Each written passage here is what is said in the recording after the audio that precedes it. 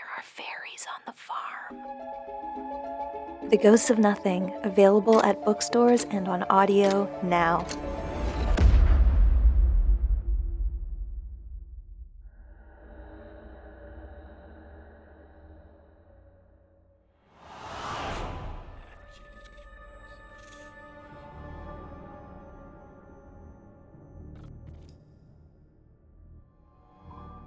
It was a drizzly evening in October of 2000 when, together with 3 friends, I set out to visit a Bronze Age stone circle in Dartmoor, Devon. We decided to visit on the spur of a moment and had not planned going to the circle before that day. The bad weather didn't bother us, and we set out for the moors in the early evening. None of us had visited the site before and only had a vague notion of where it was. The circle actually has a rather rough car park close to it, but we didn't know that at the time, as we had only decided to visit on the drop of a hat with almost zero research. We arrived on Dartmoor, parked up, and walked in the general direction of the circle. If I recall correctly, one of us had a map. We did have torches and boots, but no waterproofs. We went tramping across Dartmoor in the drizzle. It was still light, but the skies were overcast and dusk was creeping up. We entered a field enclosed by a dry stone wall via a metal gate. There were a few sheep in the field. We began to cross the field to get to the gate on the other side. The field was not a large one, but we could not seem to find the gate. It was not yet dark, and we didn't need to use the torches, and yet we stumbled around the field for what seemed like ages, going round and round in circles. At times, it felt like wading through treacle, a sort of heavy feeling on the limbs. Suddenly, we noticed it had turned dark, seemingly instantly. I remember my leather jacket being soaked. We all wondered how it got dark so fast. Then, beside the dry stone wall, there appeared a circle of lights, standing vertically and putting me in mind of a tiny Ferris wheel. The circle was about 5 feet across. It consisted of points of bluish-white lights, each about the size of a grape. I pointed it out and asked the others if they could see it. They all said that they could. It was visible for about 10 seconds before winking out. As we all stood gaping, the lights reappeared in a different configuration. This time the lights seemed to form the crude outline of a person. Again, it was about 5 feet high. It stood still with its arms and legs together. The head seemed to lack a neck and sat directly on the shoulders. If you imagine the logo used on public toilets to denote the men's, but with the head sunken down, you will get an approximation of the shape. Once more we all saw it, and once more it was there for around 10 seconds before winking out again. At this point, I knew something was very wrong, and that something very strange was happening. I recall the legends of travelers being Pixie-Led on the moors, and that to break the spell you needed to turn your coat inside out. I said to the others, "Everybody stop. Take your coats off, turn them inside out, and put them back on again."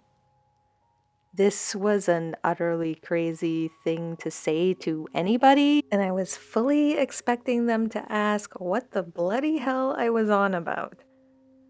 But the strange thing is that nobody questioned me. They all just did as I asked. We all turned our coats, and there, right in front of us, was the gate. We walked through it to find that the stone circle was right next to the field. There were a number of people there. They had lit a fire, and some were playing instruments, but we had not seen the fire or heard the instruments whilst in the field. Another weird thing was that none of us talked about it afterwards. We just walked over to the circle, stayed a while, then drove home without discussing what had happened. I told my housemate about it when I got home, but that was it. There seemed to have been some missing time involved. Somebody looking at this with a modern viewpoint would doubtless class it as an alien encounter or possible abduction. But to me, it just seemed like a meeting with something of the Fae. I've visited Dartmoor countless times since and never encountered anything even slightly similar.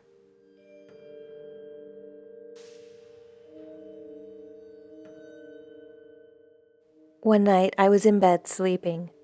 In the middle of my sleep, maybe 1 to 3 in the morning, I began to hear music playing. Not like radio music or anything electronic, but live music. The music was beautiful, enticing, uncanny. At first, I thought I was dreaming. But I opened my eyes and sat up, and the music was still playing. I could hear it clearly.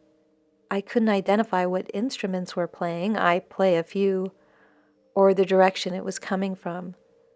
But I lived on a very quiet street, and the music wasn't coming from any source outside or inside that I could pinpoint. It was very unlikely to be a neighbor at that hour in that quiet and conservative neighborhood. The music then seemed to move, to change direction, and I was tempted to get up and follow it, to try and figure out where it was coming from. But I didn't. Instead, I mumbled, "That won't work." Then I laughed at myself. Why had I just said that? A few seconds later, I realized the music had stopped. I pondered on the situation for a bit, lying back down on my pillow. All was silent, and soon I fell asleep again. Now, I don't think it was a dream. I clearly remember being wide awake, and I don't think my subconscious would come up with music like that. I believe it was them, either having a party or trying to lure me to them, maybe to never return. There had been previous experiences in that house, but none so intense as this one. I think it had something to do with fairies, mostly just based on a feeling. The quality of the experience feels like something they would get up to. This wasn't like an angel or a ghost. What is a fairy? A very broad designation for non-human beings that share certain qualities, nature spirits, house spirits, ancient ancestral spirits that have become less human and wilder over time.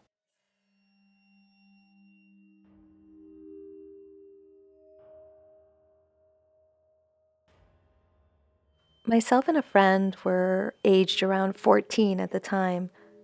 We went for a walk one summer's day, as we often did. It was the summer holidays, so we had all the time in the world. We packed a drink, sandwich, water for my dog Ralph, and set off. We had no mobile phones back then. This was in the 90s, so we were always sure to be home before it got dark. We walked and talked about everything and nothing, as teenagers do. The route we walked we had trodden many times before without issue, and we knew exactly where we were and where we were headed. Our path took us across fields with horses, down narrow public footpaths lined with bushes, alongside a stream. It was quiet and the birds were singing and bugs buzzing about. All of a sudden, we realized we were no longer on our path and in a place we had never seen before. An old house stood to the left of us, but we were within an apple orchard. Beehives dotted about the left-hand side of the house. A dirt path went in between the trees to the right of the house, so we decided to follow on. The place had a strange feeling. Not scary, just out of place, perhaps, and old. It was silent, and it also, in hindsight, seemed to be autumn there, even though it was midsummer. We didn't realize this until afterwards, though. We carried onward down the path through the orchard. After a few moments of confusion as to where we were, we didn't see anyone as we walked through the orchard. The path seemed to go on a long while until we suddenly appeared to step out into a shaded open woodland glade covered in bluebells. It was shaded, yet the sun shone through the trees. It was beautiful and peaceful. It really made us gasp as it was so amazing. The air was warm and the scent of flowers was strong. There was a really tiny abandoned chapel building to our left, and then just bluebells as far as we could see. We were captivated and decided to find a spot to sit so we could have a drink and eat our picnic.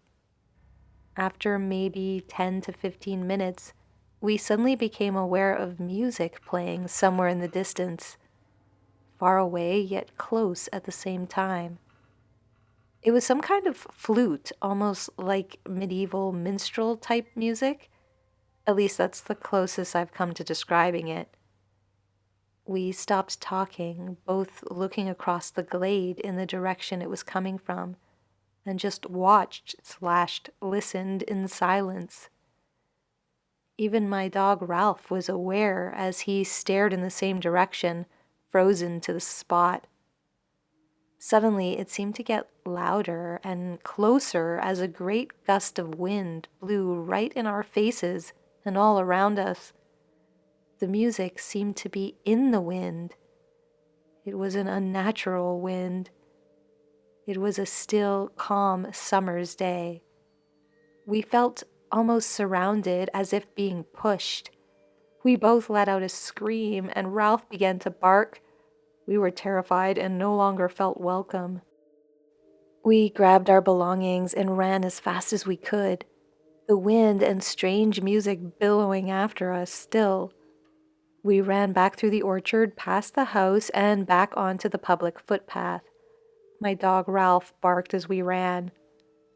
Once we knew where we were and could stop to discuss our experience, we both thought we'd stepped into some other time or place, and we both said we thought it was fairies, a time slip into their world. Until the wind chased us away, we were happy, peaceful, and relaxed, even though it was strange. The wind and music did scare us, though, but it was as if we had overstayed our welcome or had happened to be in a place we shouldn't have by chance. We tried multiple times to try and find the house in the orchard with the beehives and the woodland glade again, but we never could. No matter which end of the footpath we came from, where we had been that day just didn't exist. Myself and my friend have never forgotten what happened that day. I can still remember each and every detail. Although we didn't see any physical beings, we just knew it was the Fae. Almost like we could see them and feel them, but with our inner eyes. My dog Ralph absolutely saw them, though, as he reacted so strongly. It was an amazing experience that I shall treasure as long as I live. Even though it was a bit scary, they didn't hurt us. It was more of a, right, girls, you shouldn't be here feeling. I think fairies are spirits of nature and place.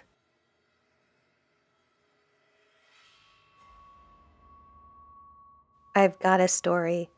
I had an experience that was rather nerve-wracking.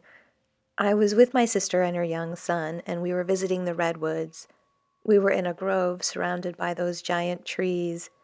The grove was beautiful, covered in bright green clovers. As we were standing there chatting, my little nephew kept wandering away.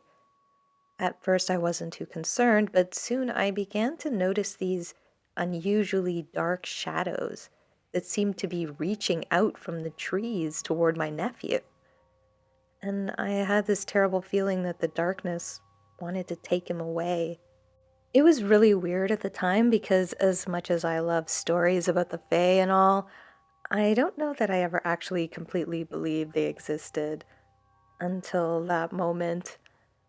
The shadows seemed to get closer, even though there was no difference in the trees or anything I could see, and my little nephew kept wandering toward them. I said to my sister that maybe we should keep him closer and not let him wander off, but she wasn't worried. She said she was watching him and he was fine. But I felt very uneasy. So then I just kept putting myself between him and the shadows, and I actually felt like something was there and that it was annoyed at what I was doing. At one point, I could literally see one of the shadows move back a little when I would turn to stare it down. The feeling I got was not good. I had been enjoying the place, but now I just wanted to get out of there. I think that was the moment that I started to really believe that something supernatural like the Fae might be real. And it was kind of scary, especially feeling that annoyance directed at me. I think I would have hightailed it out of there immediately as soon as the shadows showed up, if not for that need to protect my nephew. That was not something I want to experience again. My sister and I didn't discuss it afterwards, but I'm sure even if she didn't notice the shadows, she did feel something was wrong. But it wasn't until I became alarmed and insisted we leave. Before then, she kept getting distracted by whatever and letting my nephew go wandering. Now I wonder if she wasn't being actively distracted.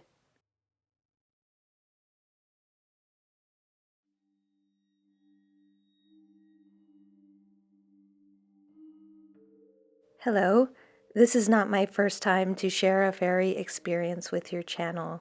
A few years ago, I shared with you my story with the Weissfrau. Since then, I've had several more fairy encounters and dreams, but it's one major experience that I want to share with you. It must have been the start of summer 2023. Me and my boyfriend were ready to go to sleep. As I lay down, I instantly felt really weird, as if something was not right.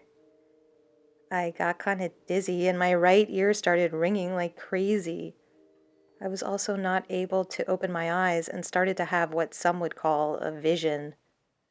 I started to see white flickering things, something you would have seen on an old television. I hope you get what I mean. After what felt like a few minutes, I started to see some kind of a castle, something you would only see in a fantasy movie. The castle was completely surrounded by water. Then I started to see a face. It was an old man with wise-looking eyes and a green face with what looked like leaves in his hair and beard. I instantly knew it was the Green Man. He stared at me and started talking to me in a telepathic way. He told me he was called by another name I will not state for privacy reasons, though it had something to do with a flower and is also a very old way of saying my last name. He told me to come back to Tir Na Nog. I was shook. Then, right after that, I was able to open my eyes again. Usually, I would have freaked out at an experience like this, but I was oddly calm, like I just met with an old friend. So, in the story I originally submitted, I had encountered this water fairy that we in Germany call the Weissfrau, and she asked me to come back to them. Now I've had this second experience with what seemed to be the Green Man, another fairy, telling me to come back to them as well. I don't know what to think about this. At one point, I thought maybe I was losing my mind. This all sounds so unbelievable. And yet, there are things that can't be explained by dismissing this as some kind of hallucination or as something being wrong with me. The thing that really proved this for me was that the day after my experience, I Googled the term Tir Na Nog. I had to look this term up because I had never heard it before. And not only is it a real term, not something I made up in my head, but it's an Irish or Scottish Gaelic term that essentially means fairyland.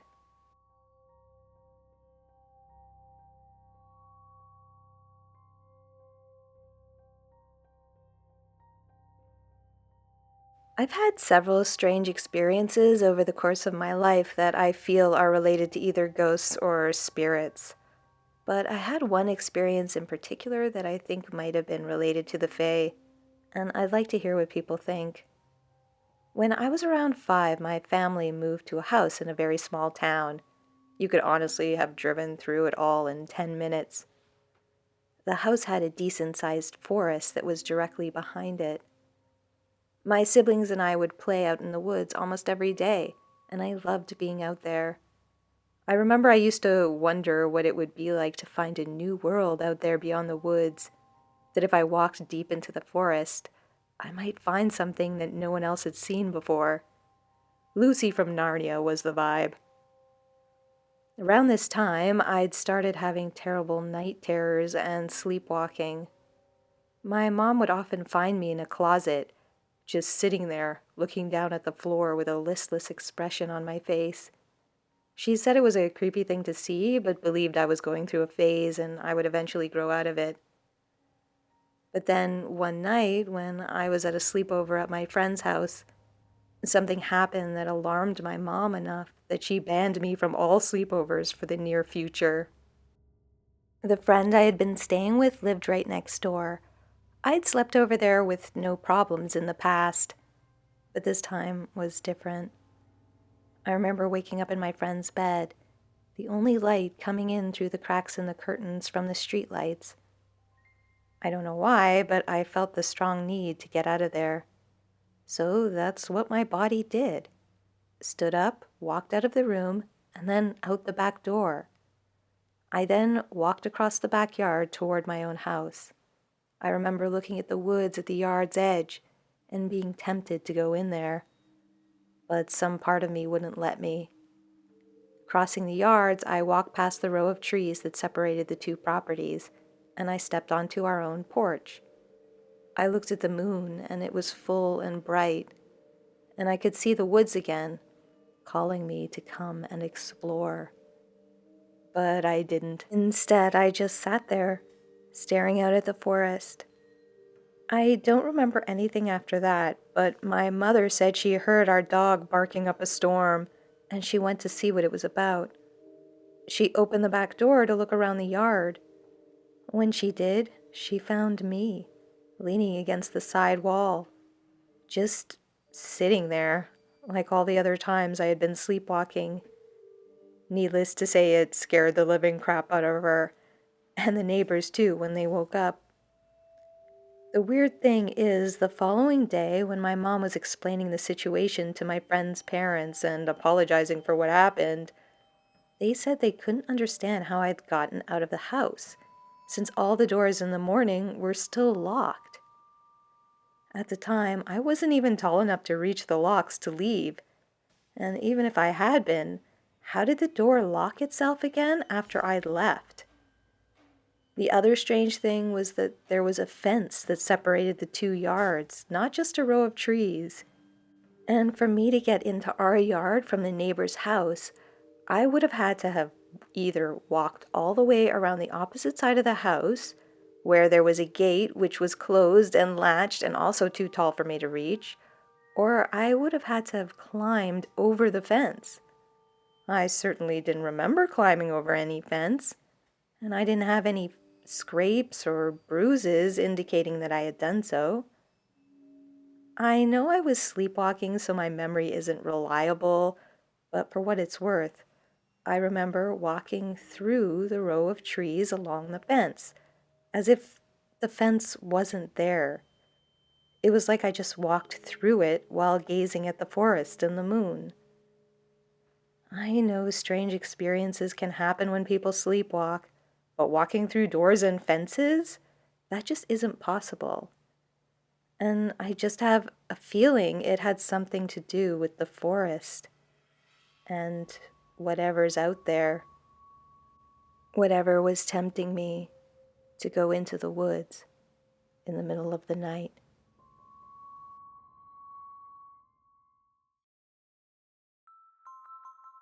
Thanks for watching, and thanks to all who submitted their stories for this one.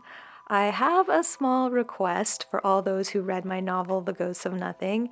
If you enjoyed it, and I hope you did, please take a moment to head over to either Amazon or Audible if you listen to the audio version, and leave me a written review. Reviews are so helpful for authors, especially new authors like me who are just trying to spread the word about this book and the world that I've created to readers who might enjoy it. So please, if you can take a moment to leave that review for me, I would appreciate it so much. If you haven't read The Ghost of Nothing, it's about a girl from a small town called Nothing that's famously haunted, although the real problem is actually fairies. I had so much fun writing this book. I developed a whole intricate fairy world based on my knowledge of fairy mythology. I introduced that world in this book, but there's so much more to come. I'm working on the sequel now, and I'm having so much fun just delving deeper into the fairy world and the magic and beauty of it. If you haven't read the first book yet, and you like this channel, I really think you'll enjoy The Ghost of Nothing. It has a similar vibe to the channel, and there's more books coming, so you gotta read the first one in order to know what's gonna happen. It's also available as an audiobook for those who prefer to listen than to read, so you can check that out on Audible. All the links are in the description. If you have a story to share, you can check out my channel's website at scaryfairygodmother.com. That link is also in the description. It has a spot where you can submit your stories, comments, questions, or suggestions. You can also sign up for my mailing list, Fairy Lights, which is dedicated to this channel. I have a writing website now, cecilyewalters.com, linked below. That one's dedicated to my book and future books, and there you can join my second mailing list called The Shaken Tree, and that's just dedicated exclusively to my writing and the fairy world I've developed for my books. So if you want to know more in-depth knowledge about the characters and the fairy world, head over to The Shaken Tree. Again, linked in the description. Extra special thanks to all my supporters on Patreon and to anyone who has joined the channel or made a one-time donation through PayPal or Ko-fi, or anyone who has decided to become a paid member of one of my mailing lists. I just appreciate you guys so much and the support you are giving this work. I can't tell you how much. I express it every time, but words are not enough. I really appreciate you guys. If you like this channel and the stories I tell here and you would like to lend your support, please check out my Patreon page and those other support options I mentioned in the description below.